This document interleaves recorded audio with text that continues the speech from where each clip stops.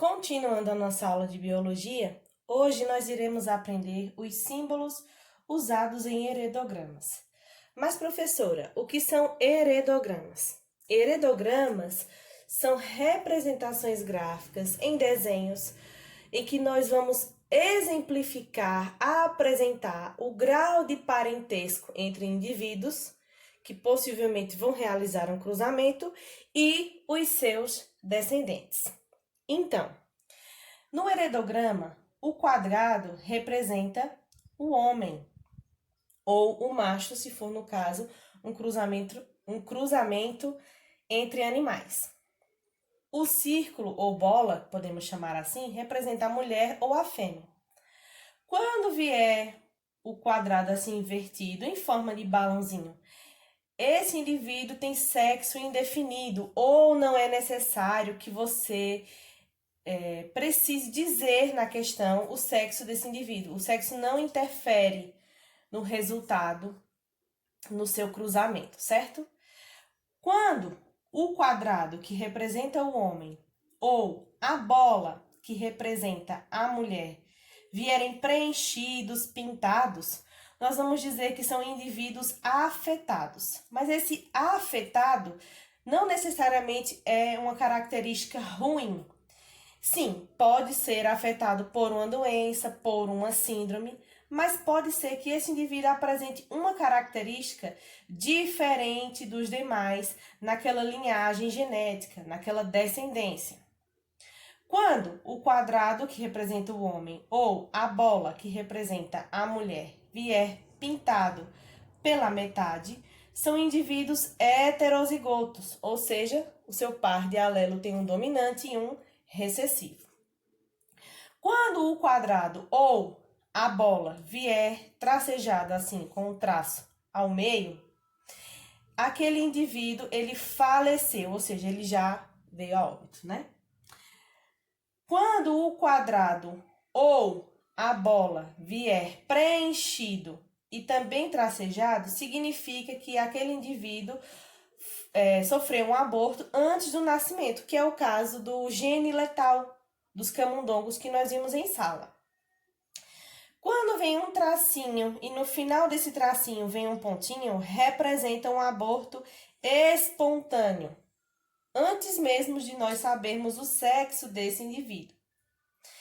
Quando o quadrado ou a bola vier com um círculo preenchido no centro dele, lembra bem uma célula, né? Membrana e núcleo. Quando vier algo assim, significa que esse indivíduo tem um gene recessivo ligado ao sexo, ou seja, esse gene recessivo está no cromossomo X, se for uma mulher, ou no cromossomo Y, se for um homem.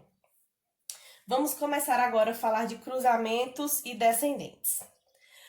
Quando na geração de descendentes vier, por exemplo, um quadrado ou um círculo com um número dentro, significa que um casal, nesse exemplo aqui, teve 2 filhos homens ou 5 filhas mulheres. Quando o quadrado ou o círculo vier entre colchetes, estão vendo aqui as colchetes, significa que esse indivíduo foi adotado para dentro da família, ou seja, ele não é um descendente biológico desta família, ele faz parte, mas não é um descendente biológico, ou seja, ele não tem a mesma linhagem genética. Quando o quadrado ou a bola vier entre colchetes, mas os colchetes vierem virados para fora, aqui ó, significa que ele foi adotado para fora da família, ou seja, a família teve este descendente, mas ele foi adotado em outra família. Como é que a gente representa um cruzamento entre indivíduos ou um casamento na espécie humana? Você vai desenhar o símbolo do homem ligado por um traço ao símbolo da mulher. Professor, a mulher pode vir antes e o homem depois? Pode sim, isso não vai interferir no resultado, certo? Então, quando o quadrado vier ligado à bola por um traço, significa que houve ali um cruzamento. Quando o quadrado e a bola vierem ligados, mas por uma linha tracejada, significa que foi um relacionamento extraconjugal. O que é que poderia acontecer? Por exemplo, aqui, ó. Este homem cruzou-se com essa mulher, é um casamento, mas para cá eu tracejo e faço uma bola. Então, ele tem a sua esposa de casamento e tem um extraconjugal aqui com outra mulher, ok? Quando nós representarmos um casamento, ó, quadrado ligado à bola, mas fizermos um traço, significa que aqui houve um divórcio. Quando o quadrado vier ligado à bola por 2 traços ao invés de um, significa que é um relacionamento consanguíneo. O que é que significa um relacionamento consanguíneo? Significa um relacionamento entre primos, entre parentes próximos, entre pessoas que fazem parte, por exemplo, da mesma família. Em alguns casos, se for um exemplo com animais, nós podemos dizer até que são entre irmãos, certo? Aqui, irmãos em ordem cronológica, ou seja, vejam só, digamos que aqui eu tinha o pai, a mãe e aqui a sua descendência.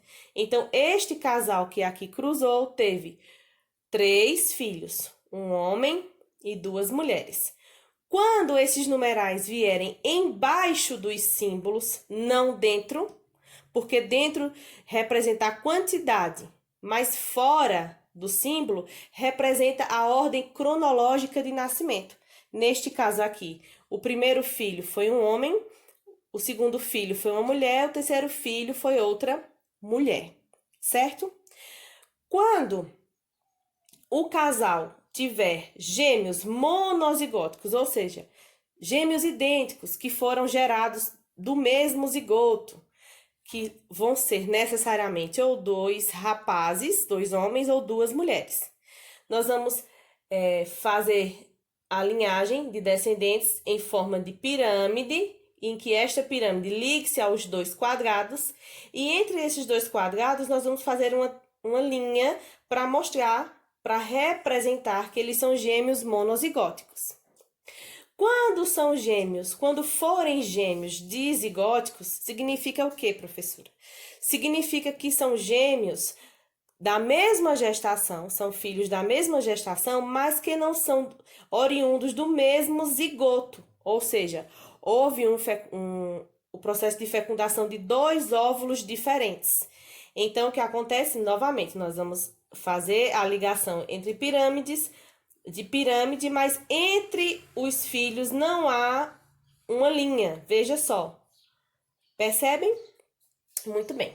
Aqui é a representação de uma possível família. Veja só. O indivíduo 1 é o pai, o indivíduo 2 é a mãe. Eles cruzaram, casaram-se e tiveram seus descendentes, 3 filhos. O primeiro filho é um homem, o segundo filho é uma mulher e o terceiro filho é outra mulher. Veja que o segundo filho, a mulher, ela é um indivíduo afetado para uma característica da qual nós não sabemos. Eu queria que vocês também prestassem atenção nesses algarismos romanos aqui. O que é que eles representam, professora? As gerações. Por exemplo, a geração 1 são os pais, a geração 2 são os filhos. Pode haver a geração 3? Pode sim.